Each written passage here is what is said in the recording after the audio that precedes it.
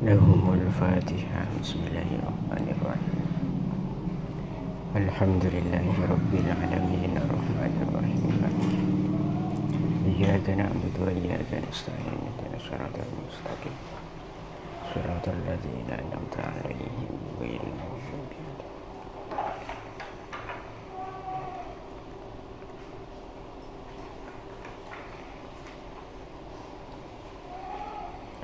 Bismillahirrahmanirrahim. Faqad qala al-mu'allif rahimahullahu ta'ala wa nafa'na bihi wa bi'ulumihi wa bi barakatihi fid dharain. Amin Allahumma amin. Amin. Bismillahirrahmanirrahim. Wa qala Ruwaimun radhiyallahu ta'ala anhu, ya bunayya ij'al ilmaka milhan wa adabaka daqiqan. Wa qala lan dawuh sapa Ruwaimun, Imam Ruwaim radhiyah mugi-mugi paring ridho sapa Allahu Gusti Allah anhu maring Ruwaim ing dawuh, ya bunayya ij'al ilmaka milhan wa adabaka daqiqan. Ya bunayya, hai anak cilik ingsun, ij'al mugi-mugi ndadekaken sapa sira, ij'al ndadekno sapa sira ilmakah ing ilmu sira milhan ing uyah, milhan ing uyah wa adabakah lan ing adab sira, wa adabakah lan ing adab sira daqiqan ing glepung atau tepung, daqiqan ing glepung. Wa qala lan dawuh sapa Ibnul Mubarak, Imam Ibnul Mubarak radhiyallahu ta'ala anhu ing dawuh, nahnu utawi kita ila qalilin maring perkara kang kidik minal adabi saking adab iku ahwaju luweh butuh minna tenimbang kita, minna tenimbang kita ila kasirin maring perkara kang akeh, ila kasirin maring perkara kang akeh minal ilmi saking ilmu, minal ilmi saking ilmu. Imam Ruwaim radhiyallahu ta'ala anhu, beliau mengatakan kepada putranya, ya bunayya ij'al ilmaka milhan, wahai anak kecilku, jadikanlah ilmumu itu sebuah garam, wa adabakah daqiqan, dan jadikan adabmu itu sebuah tepung. Kira-kira kalau kita mengumpulkan dua hal ini antara ilmu dan adab yang digambarkan sebagai garam dan tepung, yang paling banyak takarannya itu yang mana? Apa tepungnya, apa garamnya? Sejelas untuk membuat sebuah adonan yang memiliki rasa yang lezat, itu pasti takaran tepung itu jauh lebih banyak dibandingkan garam. Rata-rata agabe jejena babi saos panjenengan, agabe roti, agabe jemblem, agabe teote, rempah-rempahnya itu pasti lebih sedikit daripada tepungnya. Sobung cerai tanah tepung nika eposain kelabuan pelapana lebih banyak, itu tidak ada. Dan sehingga ini menggambarkan kepada kita bahwa sedikitnya ilmu dan banyaknya adab itu merupakan satu takaran yang pas, sehingga membedenakan anak santri memfokuskan pendidikannya di bidang keilmuan, namun dia melupakan pendidikan dalam masalah adabiyah, tata krama, maka tentu banyaknya ilmu yang ia miliki tidak akan laku di masyarakat. Kakanan ibadah, kakanan nikah menbenyaan bujena etebeng tepungah sejelas tak kira deer benuring. Siapa ngakanan kakanan si Acen? Cobalah bayangkan, sampean di situ beli ote-ote atau weci yang mana bumbu garamnya lebih banyak etempeng kadar tepungnya, itu siapa yang mau makan? Santri banyak ilmu nah, bujana banyak, ada pada situ tadi, yakni tepungnya ada punya, maka buat apa? Begitu pula sampean nikah diatur banyak tak gapra tepung ajrekaran, tapi sampean tak punya rempah-rempah, tak punya bumbu, tidak ada garam sedikit pun untuk dicampur dengan tepung itu, maka rasanya ambar. Adonan itu akan ambar. Apakah mungkin akan dinikmati oleh orang? Mungkin saja, tapi tidak akan banyak. Lah, kesimpulannya bagaimana? Takaran antara ilmu dan adab nikah kudu pas. Pasnya itu bagaimana? Harus lebih banyak masalah adab etempeng ilmu. Banyak ilmu tak baju tandi adab, banyak adab tandi ilmu, maka sedikit peminatnya karena tak punya ilmu. Tapi ketika punya ilmu yang begitu banyak, di samping itu punya adab yang jauh lebih besar, lebih banyak kadarnya, maka insya Allah ilmu nah barokah dan manfaat. Kemudian dalam pernyataan yang kedua ini timbul dari Al-Imam Ibnul Mubarak radhiyallahu ta'ala anhu. Sebelum masuk pada pernyataan beliau, saya kenalkan dulu Imam Ibnul Mubarak itu menjadi ulama besar. Itu bi barakati abihi zahidil wari'. Kelaban barokah bapaknya beliau yang di situ zuhud, di samping zuhud wara' orangnya hati-hati dalam urusan-urusan syubhat dan haram. Pekerjaan bapaknya Imam Ibnul Mubarak nikah kebetulan menjadi penjaga kebun anggur. Beliau nikah tokang ajegeh, jadi pos, jadi satpam. Akan tetapi beliau itu memiliki satu sifat yang betul-betul antik, unik, jarang dimiliki oleh penjaga kebun pada umumnya. Beliau itu selama menjaga anggur itu tidak pernah satupun mencicipi anggur dari juragannya. Anggur yang dijaga itu tidak pernah mencicipi, sekalipun itu tidak pernah. Sampai pada suatu ketika sudah tiba waktunya pengecekan terhadap buah-buah yang ada di kebun itu, akhir bencerakan dia kaya cek buah tong citong lemak tak ada saya manis. Oh berarti tak pati anur ya, saja gede tak pati ahli ya. Masa korokune juga melolo tak teman ngecek. Mau kubu kates ni tak teman periksa manis apa njek kates ni kah. Artinya pemilik kebun itu mengira dungunya beliau, polosnya beliau, bapaknya Abdullah Ibnul Mubarak ini sampai-sampai lupa mengecek kualitas daripada anggur yang dijaga itu. Lah, akhirnya jawab sareng bapaknya Abdullah Ibnul Mubarak.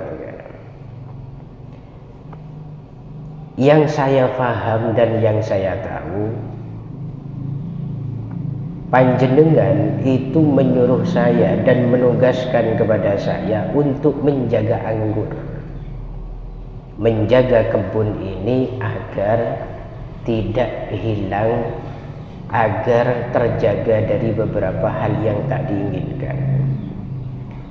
Dan dalam perintah itu panjenengan tidak sama sekali memerintahkan kami untuk mengecek dengan mencicipi buahnya. Gara-gara epakon jaga kebun nikla dari cucur bapan Ibnul Mubarak ni kan sampai tak bengal arsah ini tak bengal. Karena pun ngetenak berpenjaga kebun yang betul-betul istimewa, akhirnya kebetulan pemilik kebun di anak yang anaknya sifatin tak punya tangan, tak punya mata dan tak punya kaki. Itu mau dijodohkan dengan bapaknya Abdullah ibnul Mubarak. Rakirah menakan-akan toh peta berendeng bini tandi merepat, tandi tanang, tandi soko, gelem na benten. Lah gelem. Hah? Tak gelem. Reng bini tandi tanang, tandi soko, tandi merepat. Bayangkan kayak apa? Terengak temon. Tereng pas pada benterong. Tade ma tanah, tade tanang. Tade semua tereng buta. Ternyata karena kezuhutan dan kewaraan beliau, akhirnya pemilik kebun ini bertekad untuk mengawinkan beliau, menikahkan beliau dengan putrinya. Beliau mau-mau saja kan? Mau beliau. Tapi ternyata dilalah itu sebuah kiasan, sebuah istilah yang sangat istimewa. Perempuan yang dimaksud tak punya mata, tak punya tangan dan tak punya kaki itu, mata tidak pernah digunakan untuk maksiat, tangan tidak pernah digunakan untuk maksiat, kakinya pun juga tidak pernah digunakan melangkah ke dalam maksiat.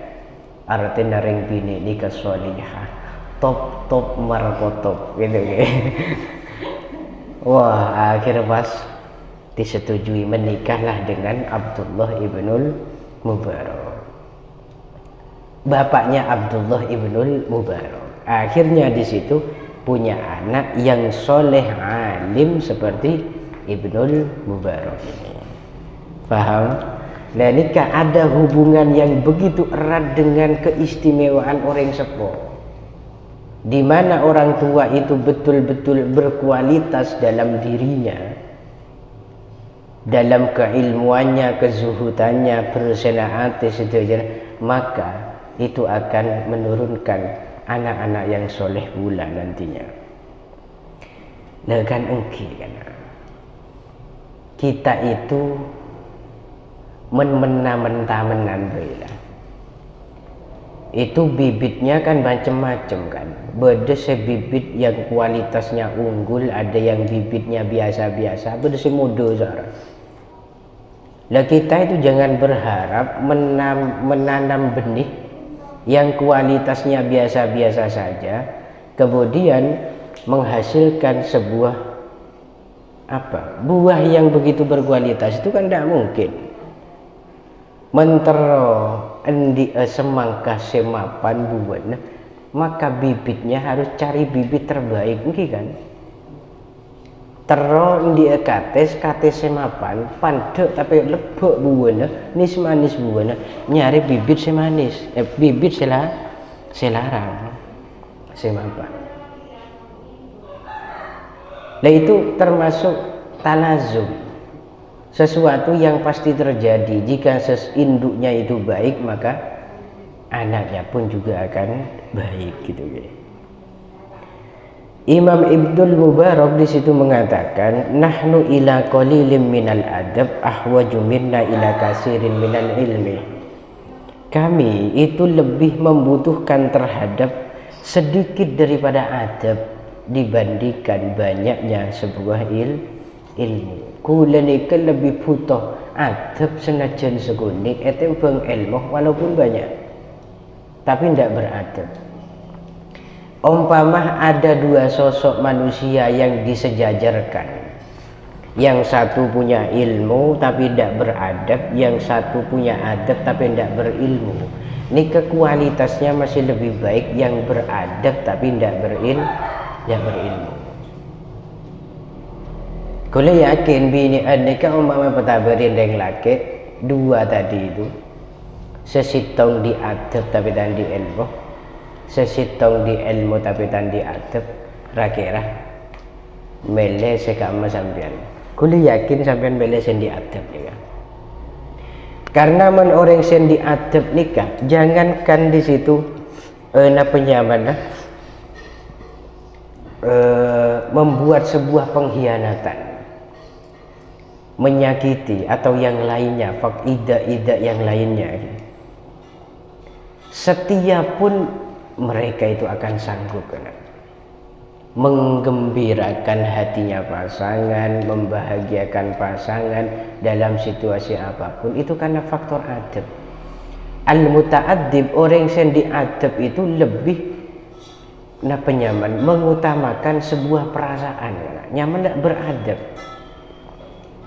Sedang-kadang banyak orang yang muta'addib itu menjadi korban tipuan atau ecok-ecoknya orang, itu banyak. Kenapa? Karena keluasan hatinya. Gampang kalau tak kalian biasa. Orang yang diadab ni kebanyakan tak tega. Aten ni keraja lebar. Sing keman ekal tak kalian ben orang kebanyakan detin dalam kerokun kok sepenting orang dia oleh rezeki. Banyakan ngorban akibat tibi men urusan duniawi. Kan nyaman mendik lagi ngaji kan. Yang kan? Minta passion pokok 100.000 tuh lira apakah tak tega cara nak pergi dan laki di adab nyala soal 100.000 tak jar beri 100.000 tambahin tak tega nak.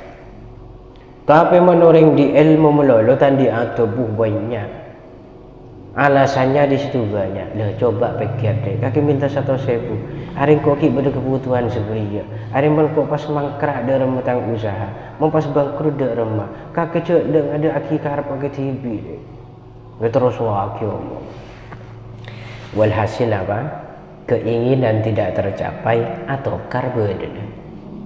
Apa? Penter rongku selaki tapi tadi ada. Tong bitongan juga sama, endi rezeki banyak, encan sebini bapak beriin sebuni mas, matuah juga beriin sebuni dari rezeki. Tapi man orang di ilmu melolotan di adab, maka tidak memikirkan perasaan beliau berdua antara bapak kandung dan mertua. Bagaimana? Dah coba kita hitung, ayo kita hitung. Oh tangga berempat, marjia kebutuhannya berempat. Arki berdekaran lah tinggal keng sekuni derma pas dak budi hari tadi besek derma dak budi hari pas tadi rezeki pentar gelu tadi adab orang menraja adab sedang kadang tak andi besek aja kaja. Potensi untuk menjadi orang baik itu lebih besar bagi al-muta'addib, orang sepanjang diadab tembang al-alim se ghairul muta'addib. Ya mentermoga kita benih korokun etakdir sebagai orang yang berilmu tapi juga orang yang beradab. Di undang-undang itu kan dalam keadilan yang beradab itu bukan keadilan yang berilmu. Itu pentingnya adab kan. Al-adabu fawqal ilm. Wakilah lan den ucapaken li imamina maring imam kita rupane Asy-Syafi'i, Imam Asy-Syafi'i radhiyallahu taala anhu. Ing dawuh kaifa iku kaya apa syahwatuka utawi kepengen sira, syahwatuka utawi kepengen sira lil adabi maring adab. Faqalah maka nuli jawab sapa Asy-Syafi'i, ing jawaban asma'u krungu sapa ingsun bil harfi kelawan sak harf minhu saking al adab.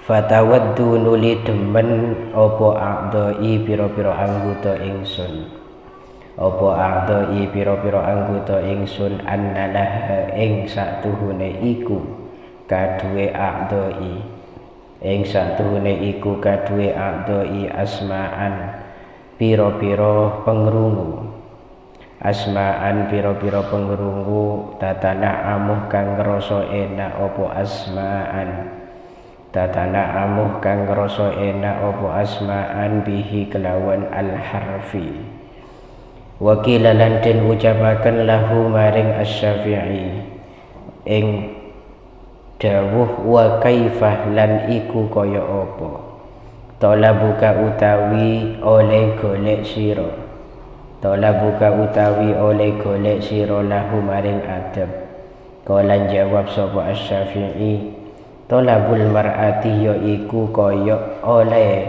goleki wong wadon ya iku kaya oleh goleki wong wadon gitu ki ya iku kaya oleh goleki wong wadon al-mudillatih kang kelangan waladha ing anake al-mar'ah waladha ing anake al-mar'ah walaysa halih ora ono iku lah kaduwe al-mar'ah sapa ghairuhu saliyane waladha sapa ghairuhu saliyane waladha.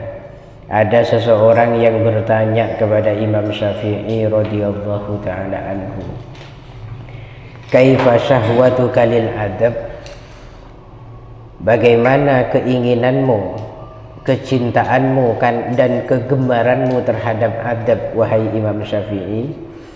Jawab sareng Imam Syafi'i, asma'u bil harfi minhu, saya mendengar satu sekelumit daripada persoalan adab, fatawaddu a'dai, sehingga seluruh anggota tubuhku itu merasa senang, merasa suka, andalaha asma'an tatana'amu bih, merasa punya keinginan agar setiap anggota-anggota tubuhku itu memiliki pendengaran yang bisa mendengarkan sekelumit adab tersebut.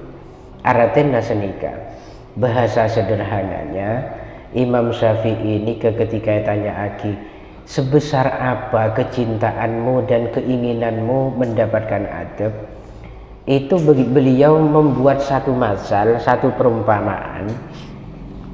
Ketika saya itu mendengarkan satu persoalan adab, maka seluruh anggota tubuh saya itu terasa ingin memiliki telinga, terasa ingin memiliki telinga yang kemudian semua telinga itu kami persembahkan untuk memperdengarkan adab itu.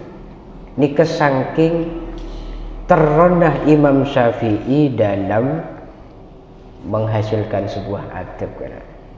Jadi jangan salah paham panjenengan, cek nganggep Imam Syafi'i itu hanya sebagai orang alim yang tak beradab. Beliau itu ambisinya untuk mendapatkan adab itu juga lebih besar dibandingkan ambisi terhadap ilmu.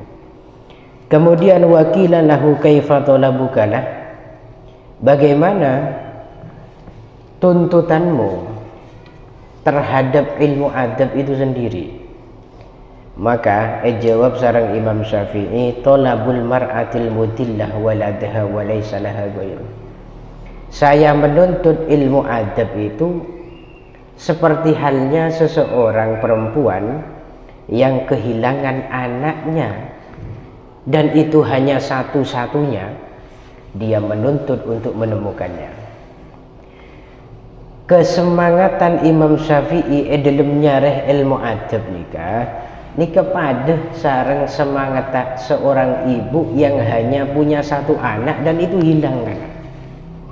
Coba lah bayangkan, enggak napa semangat orang bini sendik sitong anak ini kehilang. Nyareh ini enggak napa semangat. Siang tak nampek siang, malam kita nampek malam. Makin malam pakuna cele. Pokok sepenting nemu tang anak. Semangat beliau Imam Syafi'i pada dalam masalah mencari sebuah adab lagi. Wa qala ba'duhum, At-tauhidu yujibul iman, faman la imana lahu la tauhida lah, wal imanu yujibus syari'ah, faman la syari'ata lahu la imana lah, wallahu a'lam bishawab. Al-Fatihah. Bismillahirrahmanirrahim.